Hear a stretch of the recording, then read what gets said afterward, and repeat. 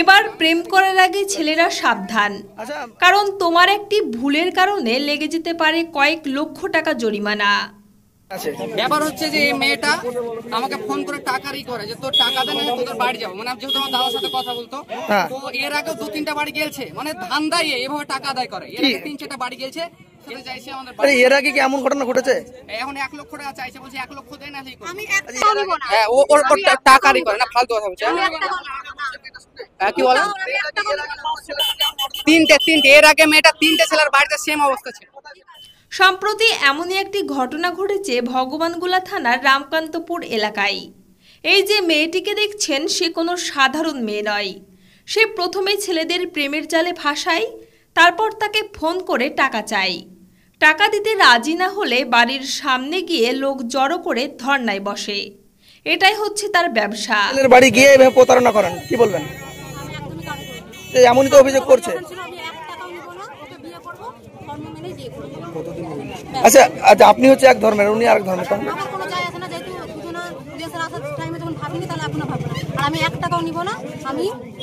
এর আগে 3টে ছেলের বাড়িতে গেছেন, এটা সত্য? এমন কথা বলছে। আপনার বয়স কত? আপনার বয়স কত? 21 বছর। আপনার বাবা মা কেউ এসছে এখানে? কেউ আসেনি? আচ্ছা, এর আগে কোথাও কোনো ঘুরতে বা কোথায় গেছেন এই ছেলের সঙ্গে? আপনার নাম? আচ্ছা, আপনি তাহলে এটা অস্বীকার করছেন যে আপনি কোনো ছেলে বাড়ি যাননি এর আগে?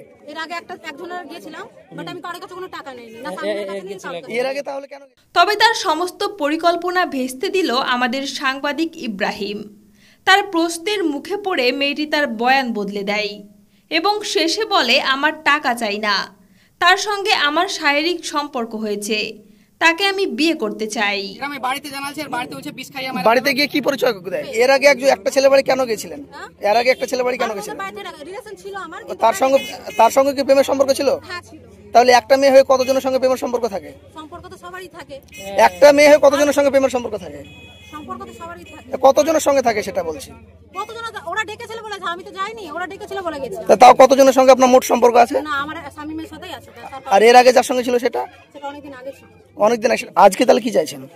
আজকে কি চাইছেন? বিয়ে করব, আমি 1 টাকা জরিমানা নেব না, আমি বিয়ে করব, কোনো টাকা পাই না। আপনার সঙ্গে কোনো শারীরিক সম্পর্ক হয়েছে?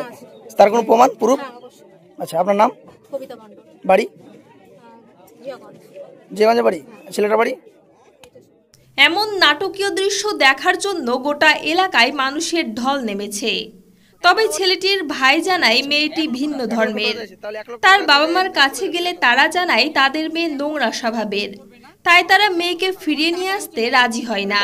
টাকাই হচ্ছে মেন উদ্দেশ্য। আচ্ছা, কতক্ষণ আগে এসেছেন এখানে? কতক্ষণ? মোটামুটি 1 ঘন্টা। আচ্ছা, মানে টাকা পেলে চলে যাবে? টাকা পেলে চলে যাবে। ওর ধান্দাই এটা। 1 লক্ষ টাকা। 1 লক্ষ টাকা দিয়েছে, তাহলে 1 লক্ষ টাকা দিলে এখান থেকে চলে যাবে, তাই তো? অবশেষে একটাই কথা বলবো, ছেলেরা প্রেম করার আগে অবশ্যই সাবধান হয়ে যাও, নইলে কাল যে তোমার সঙ্গে এমন ঘটনা ঘটবে না তার কোনো গ্যারান্টি নেই। Desk report, বিটিটিভি।